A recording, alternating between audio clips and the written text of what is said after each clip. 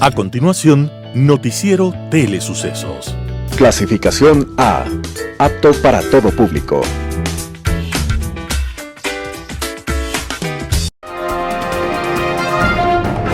En sucesos, un día como hoy. El siglo XX vivió su más amargo momento durante la Segunda Guerra Mundial. Pero aquella larga noche también tuvo su final, y el mes de abril de 1945 fue testigo del colapso de aquellos que se creían asistidos por fuerzas divinas. En Alemania, Hitler vivía sus últimas horas, delirante, vociferando consignas huecas y a ratos acurrucado en un rincón en uno de los sótanos de su búnker. En Italia, un oscuro personaje, megalómano, conocido como Benito Mussolini, il Duce, también vivía sus últimas y trágicas horas. Menos de 2 años atrás, Italia se había dividido. Unos se habían hecho al lado de los aliados y otros, dirigidos por Mussolini, habían doblado la cerviz ante la paranoia de los nazis. Pero aquellos sueños producto de la vanidad, la ambición y la torpeza habían llegado a su fin. En un momento, un camión que hacía parte de una caravana que quería cruzar a Suiza fue detenido por un combatiente miliciano llamado Walter Audicho, más conocido como el Comandante Valerio. Allí, en el fondo del camión, encontró a una pareja de extraño aspecto, maquillados en exceso, mal disfrazados. La sorpresa no podía ser mayor. Eran nada más ni nada menos que Benito Mussolini y su amante Claretta Petacci. Sometidos a juicio sumario, Mussolini y su amante fueron fusilados en la plaza pública de Dongo. Una ráfaga de metralleta acabó con aquella aventura demencial, la más dolorosa del siglo XX. Y fue un día como hoy, 28 de abril de 1945. En sucesos, un día como hoy.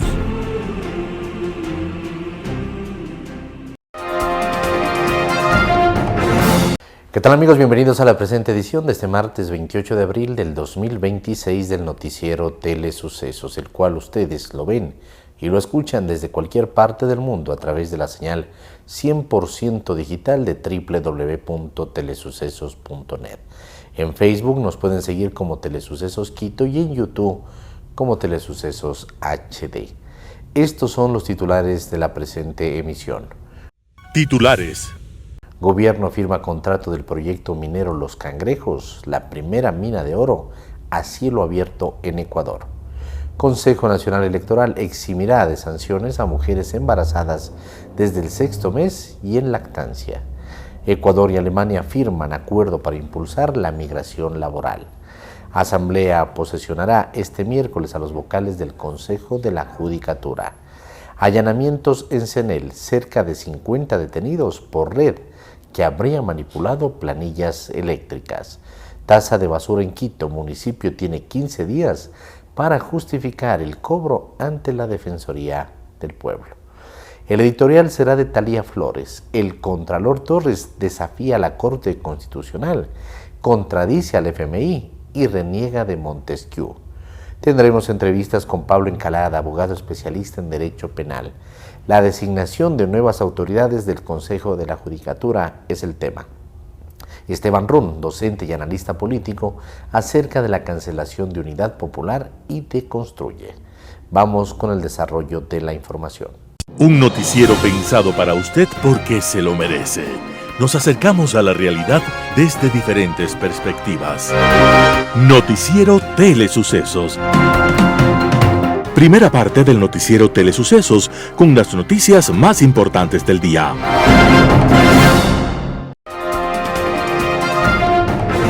Gobierno firma contrato del proyecto minero Los Cangrejos, la primera mina de oro a cielo abierto en Ecuador.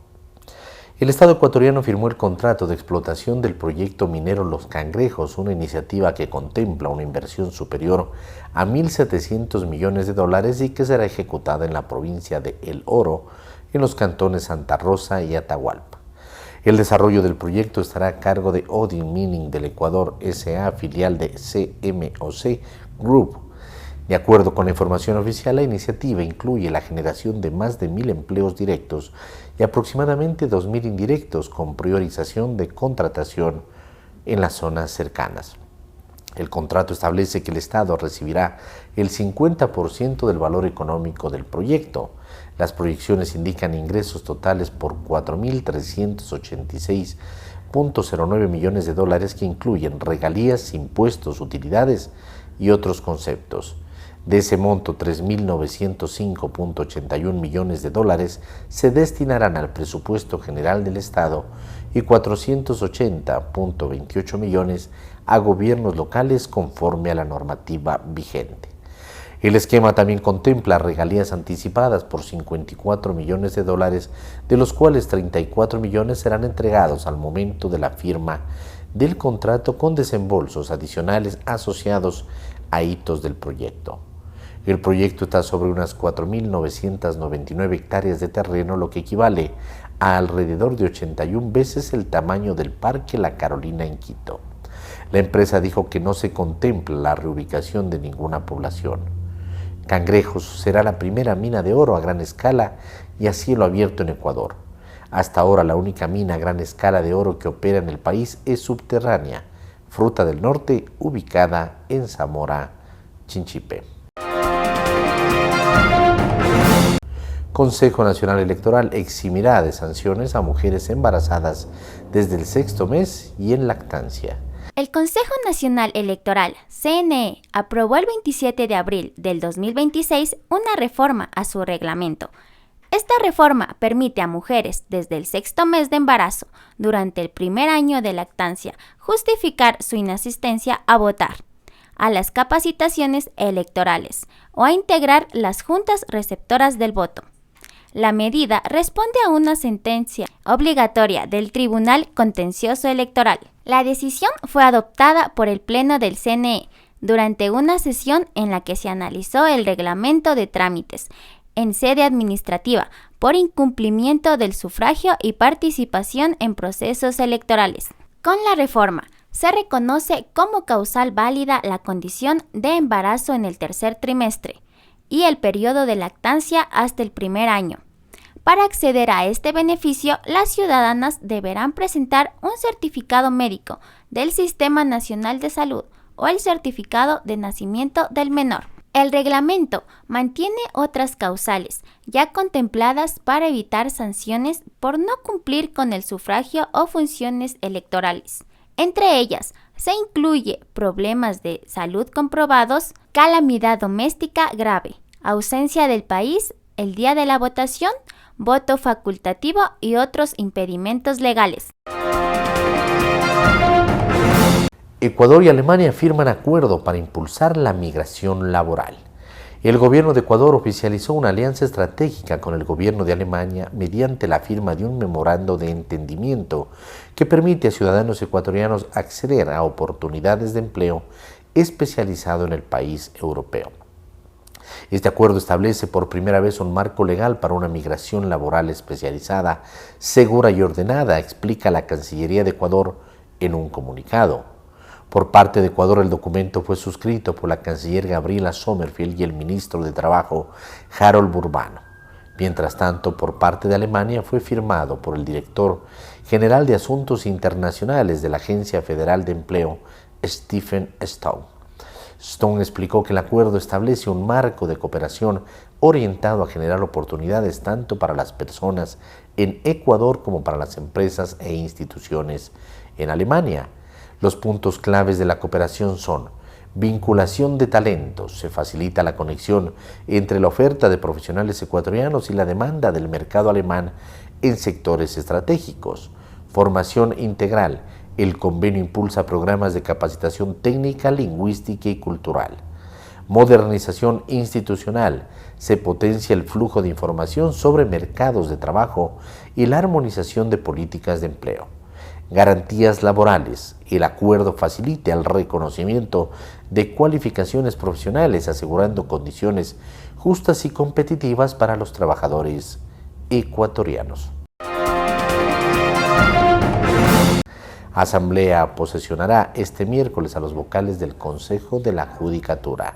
La Asamblea Nacional de Ecuador posesionará este miércoles 29 de abril del 2026 a Mercedes Caicedo como la nueva presidenta del Consejo de la Judicatura.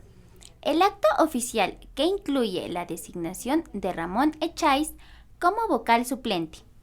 El legislativo convocó a la sesión número 90 del Pleno para las 17:30 con el objetivo de formalizar el cambio de mando en el organismo administrativo de la función judicial. Según la convocatoria oficial, el encuentro requiere la asistencia física de los asambleístas en la capital. Mercedes Caicedo y Ramón Echáiz llegan al cargo luego de un proceso de selección en el Consejo de Participación Ciudadana y Control Social el pasado 24 de abril. La terna, remitida originalmente por Marco Rodríguez, presidente de la Corte Nacional de Justicia, también incluyó a Paquita Chiluisa, quien no alcanzó los votos necesarios. Con esta designación, Caicedo permanecerá al frente del Consejo hasta el 2031. Además, con esta decisión concluye el encargo del presidente subrogante, Damián Larco, quien retomará su función como vocal en representación del Ejecutivo. Allanamientos en CENEL, cerca de 50 detenidos por red que habría manipulado planillas eléctricas. La Fiscalía General del Estado informó este martes 28 de abril que junto con la Policía Nacional del Ecuador ejecutaron allanamientos en oficinas de la Corporación Nacional de Electricidad en Guayas, Santa Elena y Azuay en el marco de una investigación por presunto peculado, dejando hasta el momento cerca de 50 detenidos para investigaciones. El anuncio difundido en redes sociales marcó el inicio de un operativo que se dio en medio de denuncias sobre una presunta red de corrupción dentro de la empresa pública. De acuerdo con información preliminar de fuentes del sector energético y de seguridad, la estructura habría causado un perjuicio al Estado de alrededor de 28 millones de dólares solo en el 2025. Los recursos se habrían desviado mediante mecanismos como refacturación sin justificación y uso irregular de reclamos para reducir o eliminar valores en planillas eléctricas. Las sospechas apuntan a la participación de funcionarios de alto y mediano rango, así como personal técnico, y a una operación que se habría extendido por aproximadamente una década. El operativo se originó tras una auditoría solicitada por el Ministerio de Ambiente y Energía. Entre las unidades de negocio donde se habrían detectado más irregularidades constan Santa Elena, Guayas Los Ríos, Manabí y Sucumbíos. En paralelo, el presidente Daniel Noboa aseguró que la red fue desarticulada y que operó por más de 11 años dentro de CENEL. Sostuvo además que el perjuicio total podría ascender al menos a 300 millones de dólares y que la estructura habría contado con apoyo dentro de la Agencia de Regulación y Control de Electricidad. Tasa de basura en Quito, municipio tiene 15 días para justificar el cobro ante la Defensoría del Pueblo. En Quito, el debate por el cobro de la tasa de recolección de basura en la planilla del agua entra en una nueva fase.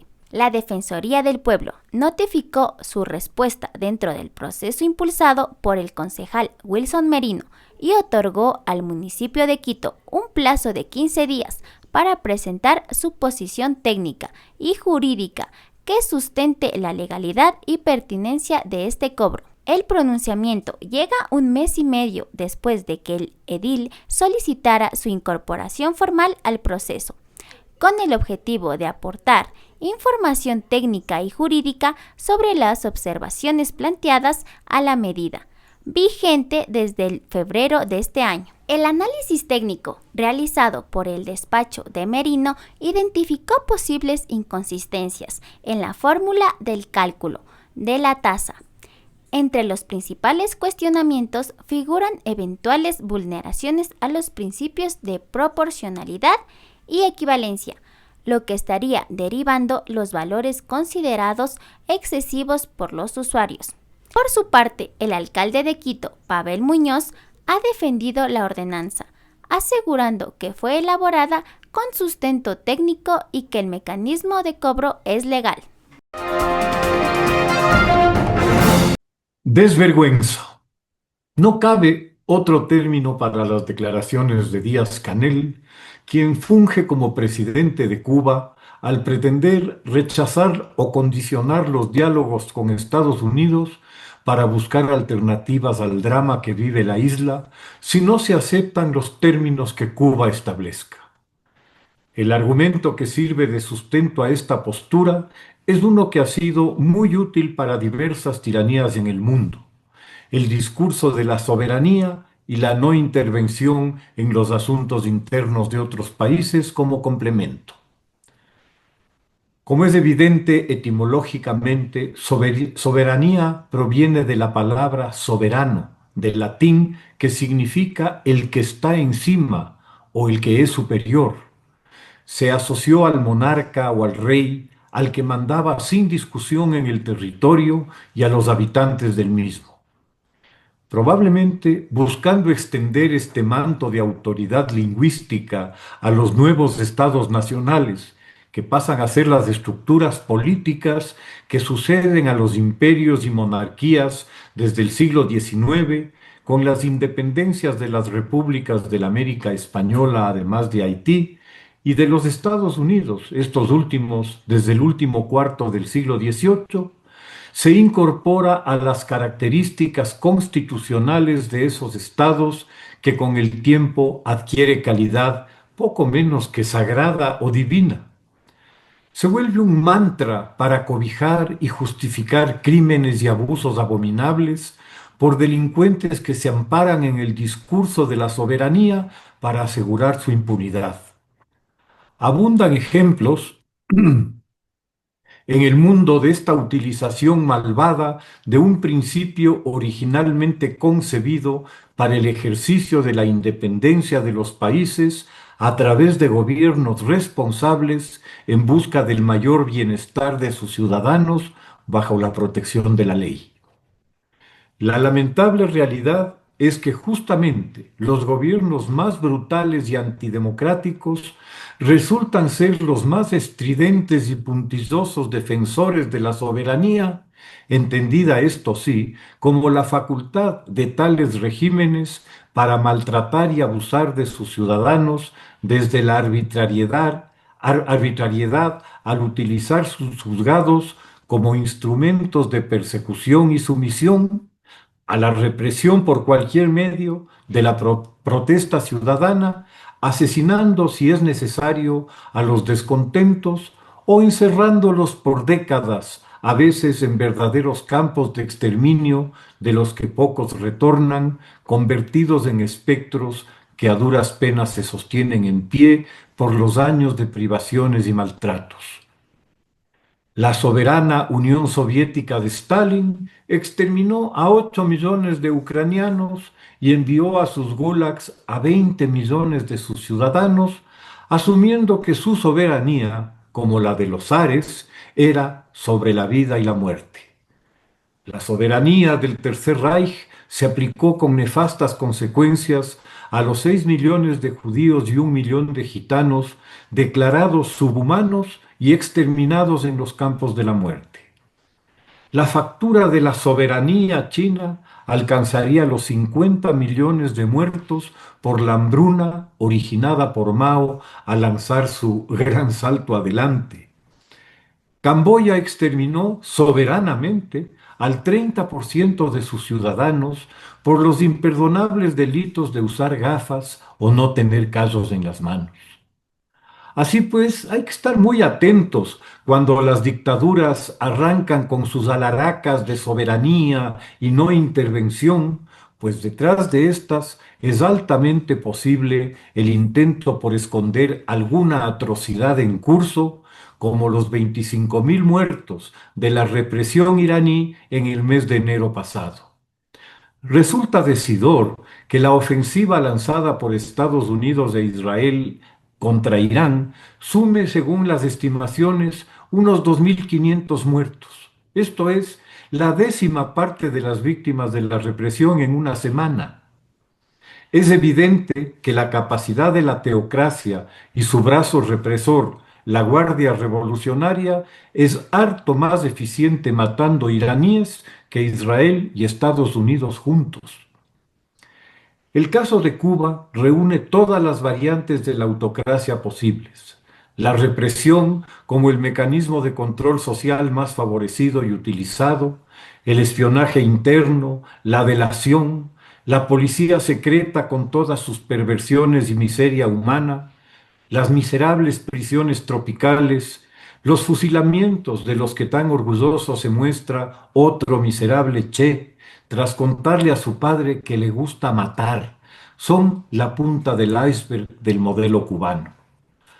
Al know-how que una larguísima experiencia soviética en el terror como instrumento de sumisión aporta, como parte de la franquicia instalada en Cuba tras el juramento de fidelidad de Castro en 1961 a la Unión Soviética, declarándose, tras negarlo varias veces, comunista y marxista-leninista, se agrega como premio una subvención de unos 5.000 millones de dólares anuales por la ubicación estratégica de Cuba durante los siguientes 30 años.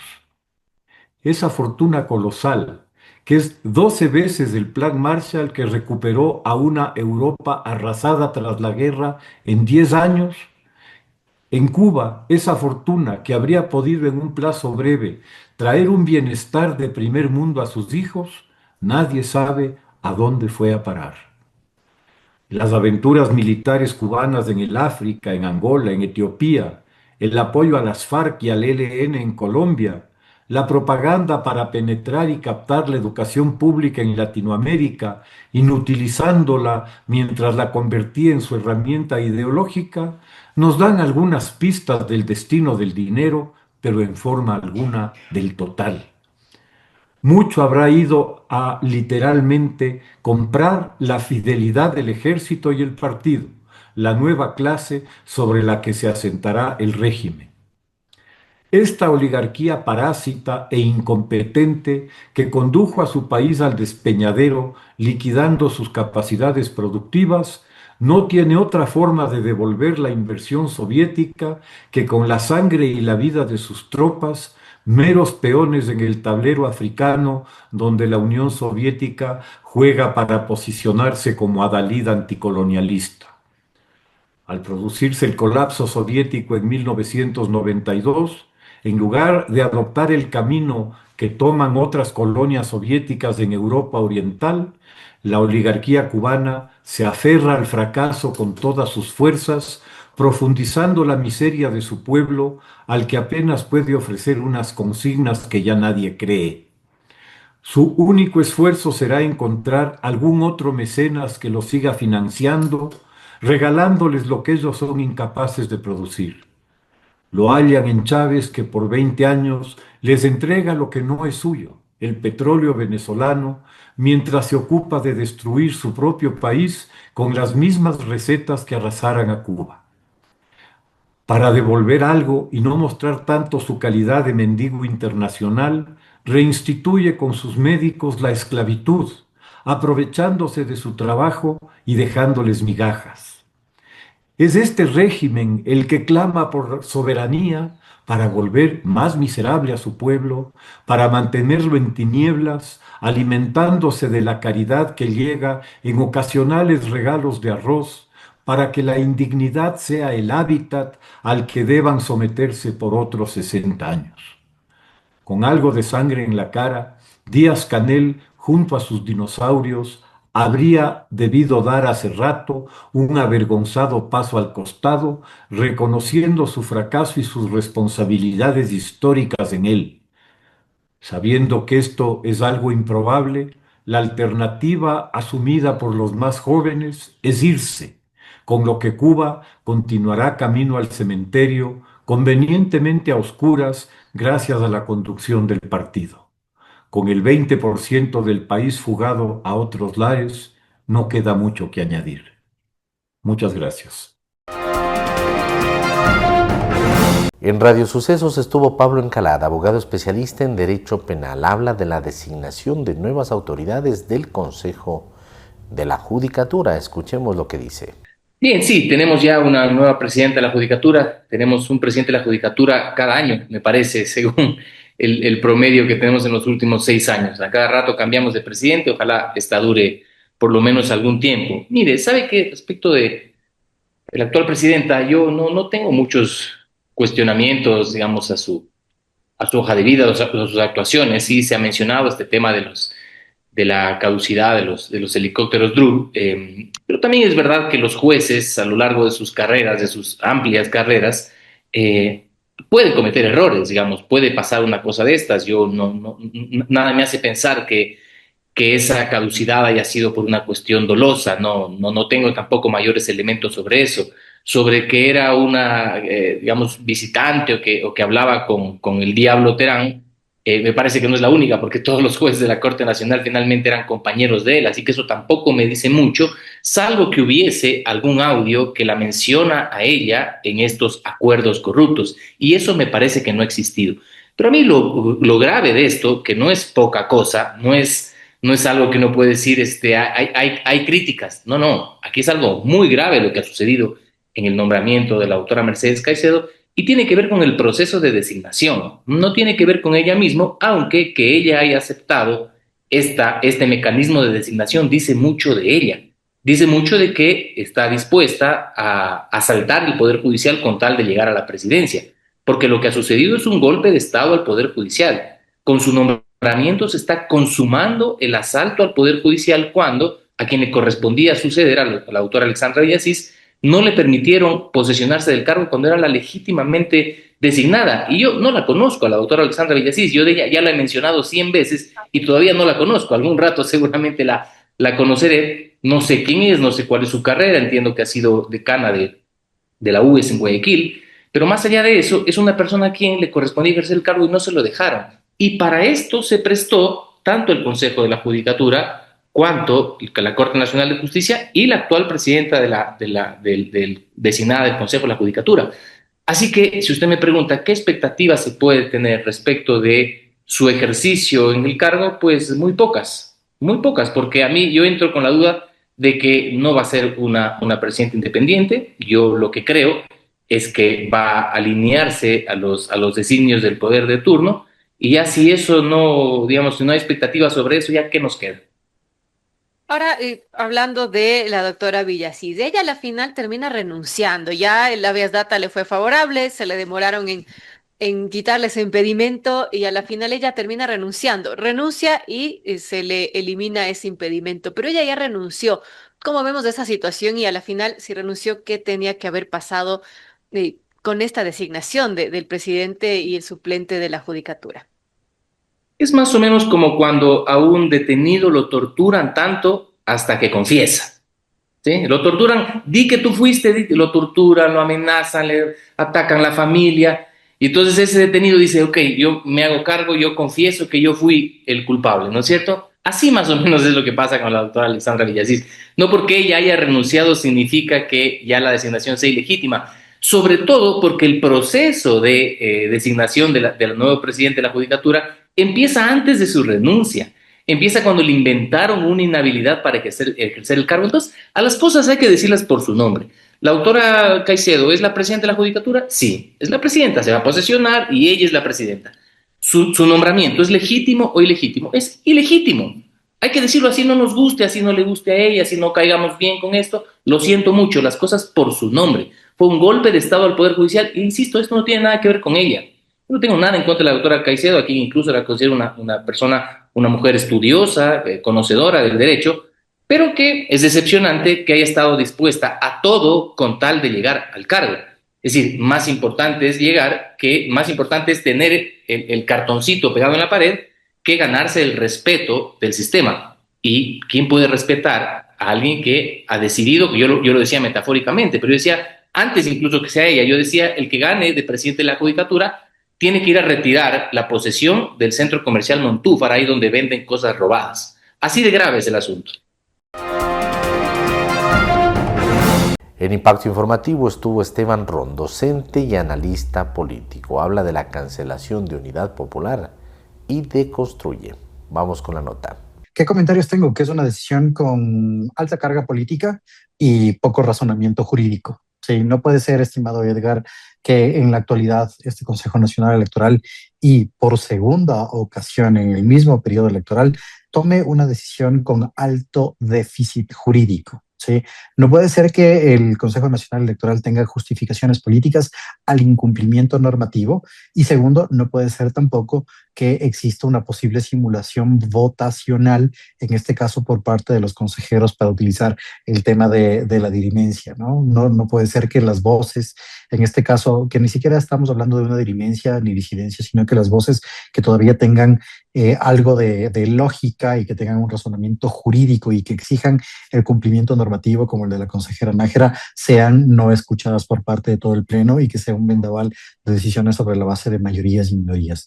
Esta decisión de alta carga política, sí, y como te decía, y de alto déficit jurídico, lo que hace es ir lacerando poco a poco estándares democráticos, sí, y más que nada el principio de seguridad jurídica, donde y no lo digo yo, sino lo dicen los grandes pensadores del derecho y de la filosofía política, donde las democracias exigen derecho, es donde hay democracias estables.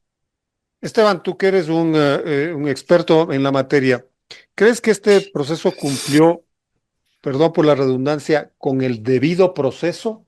¿Se presentaron las pruebas, se valoraron debidamente esas pruebas? Porque esto es como una suerte de juicio, ¿no es cierto? En donde se le ha imputado ciertas deficiencias a tanto Construye como la Unidad Popular, en este caso la acusación de que Construye que no tenía seguidores y que la Unidad Popular creo que a duras penas tenía 30,000, mientras ellos aseguraban que tenía casi como 300,000.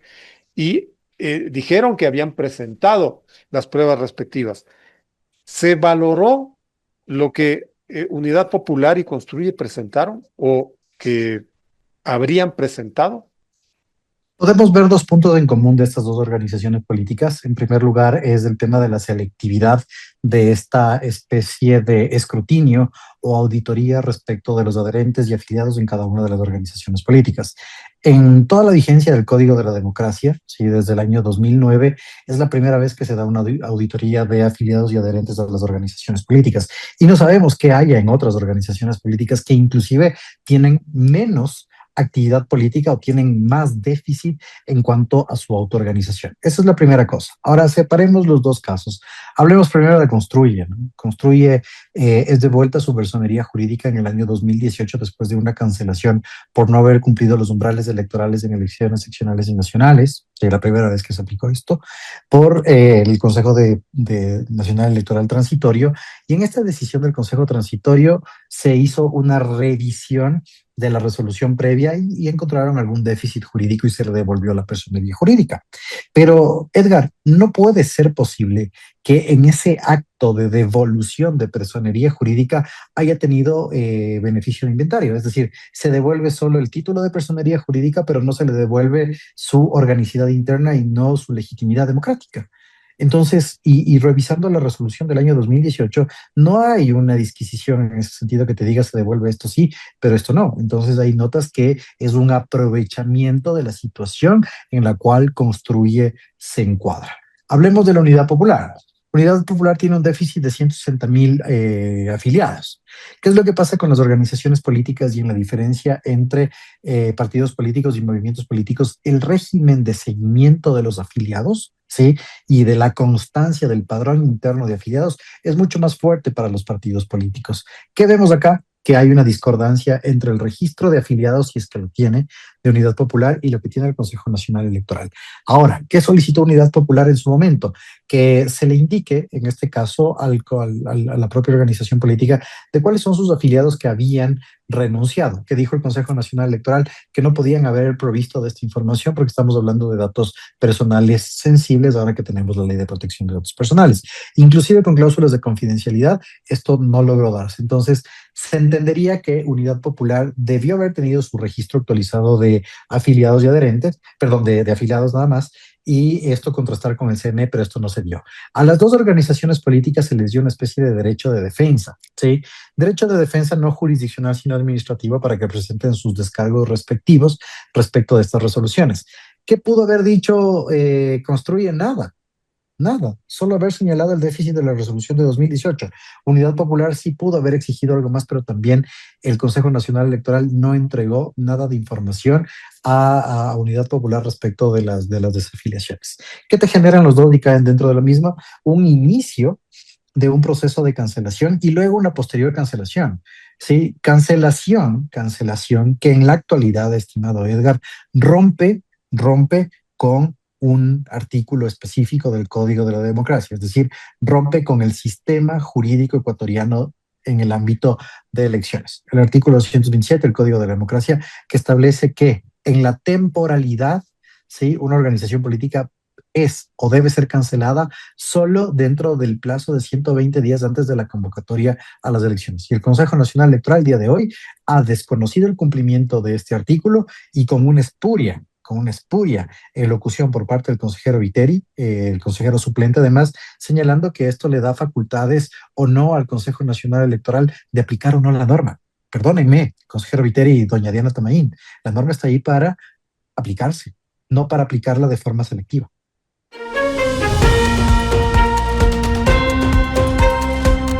El Contralor Torres desafía a la Corte Constitucional, contradice al FMI y reniega de Montesquieu.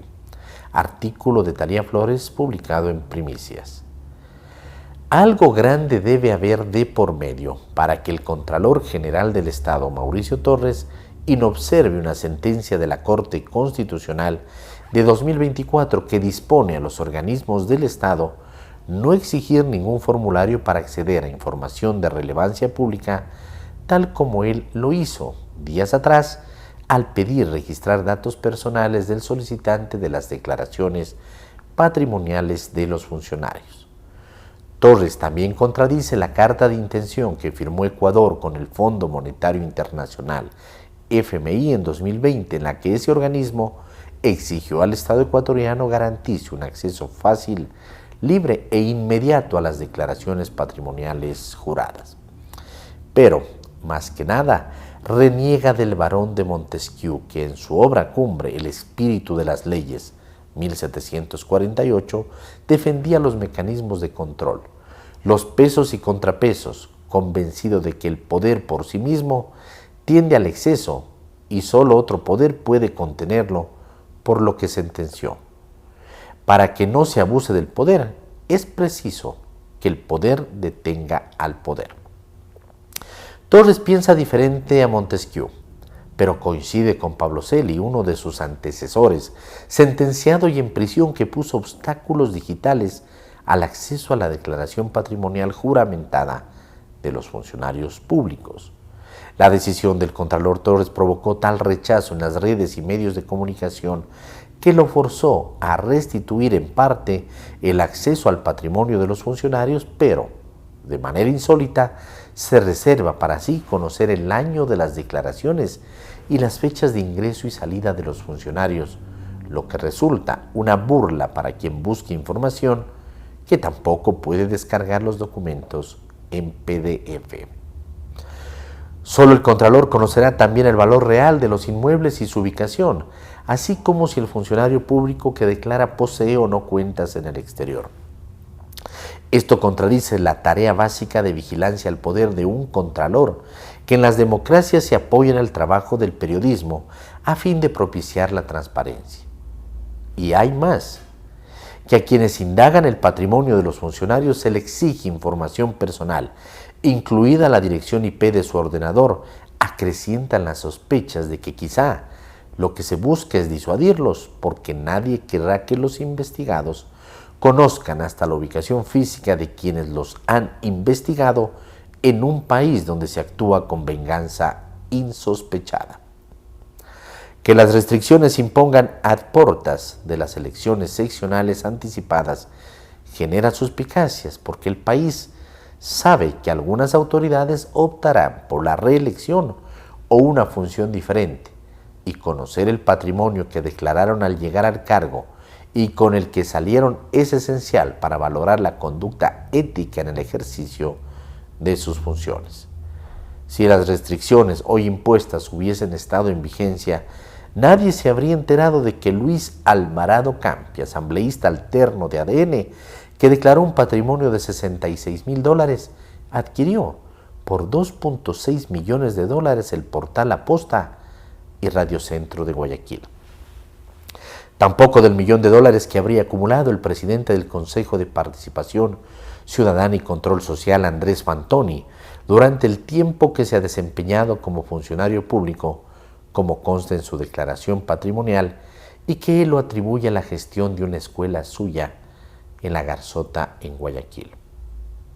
Con las restricciones de Torres, nunca se hubiese conocido que Wilman Terán, el tristemente célebre expresidente del Consejo de la Judicatura, preso por asociación ilícita, mintió cuando declaró que su casa costaba $40,000, porque al allanarla todos vieron sus lujos, por lo que debe costar varias veces más lo declarado.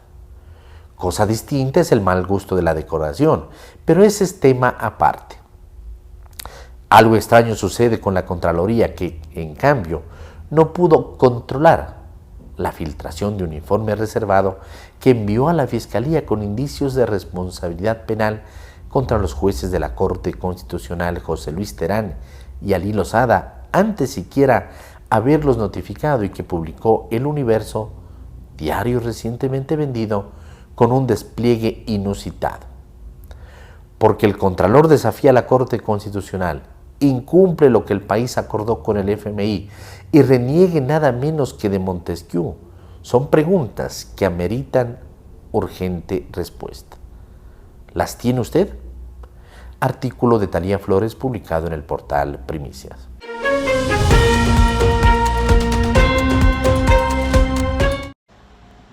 Un hombre de 21 años acusado de planear un ataque contra uno de los conciertos de Taylor Swift en Viena en agosto de 2024 se ha declarado culpable al inicio de su juicio en Austria este martes.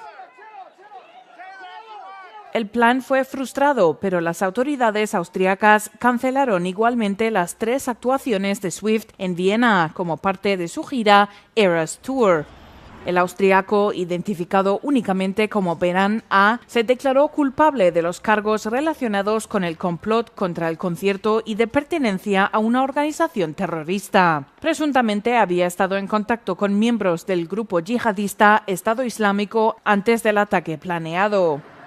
En 2024, las autoridades afirmaron que el sospechoso esperaba matar al mayor número posible de personas y que información de inteligencia de Estados Unidos llevó a la decisión de cancelar los conciertos. Si es declarado culpable, podría enfrentarse a hasta 20 años de prisión.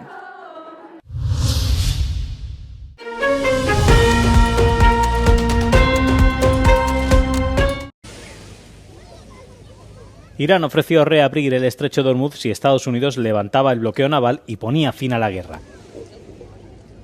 No está claro si Washington aceptará la propuesta, que pospondría las conversaciones sobre el programa nuclear de Teherán. Iran has proposed a mutual reopening of the strait, leaving the nuclear discussion for later in the process. Given that the nuclear program has been a red line for this administration, would the president agree to that kind of phased negotiation?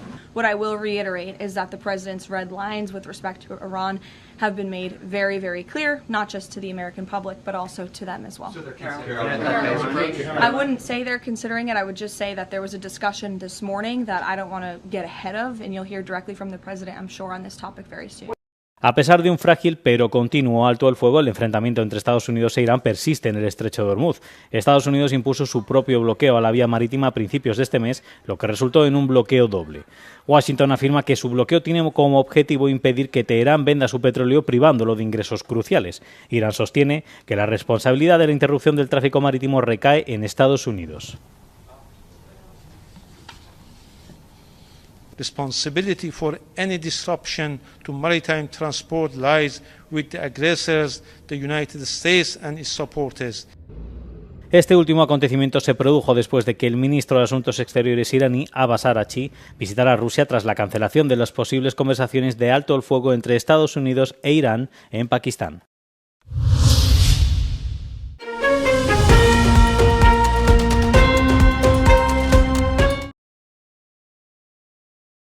Audias Flores Silva, más conocido como El Jardinero y uno de los líderes del temido cártel de Jalisco Nueva Generación, ha sido capturado en el estado mexicano de Nayarit.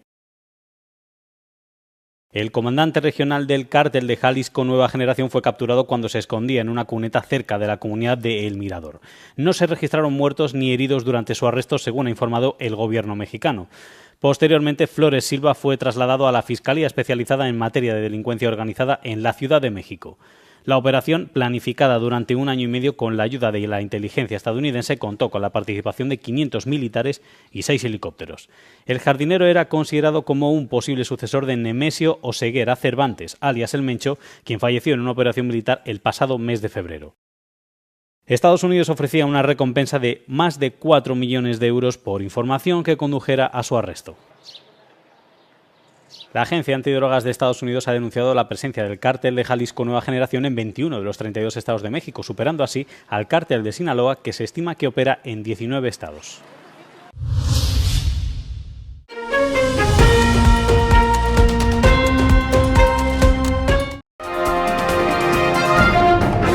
Gracias amigos por acompañarnos en la presente edición del noticiero Telesucesos. Nos vemos en una próxima ocasión. Que pasen bien. El noticiero Telesucesos es retransmitido de lunes a viernes a las 7 horas por Radio Planeta Sur 106.1 FM de la ciudad de Loja. Noticiero Telesucesos. Las opiniones vertidas en este espacio por la producción y dirección del programa son de exclusiva responsabilidad de sus autores y de quienes intervienen en ellos.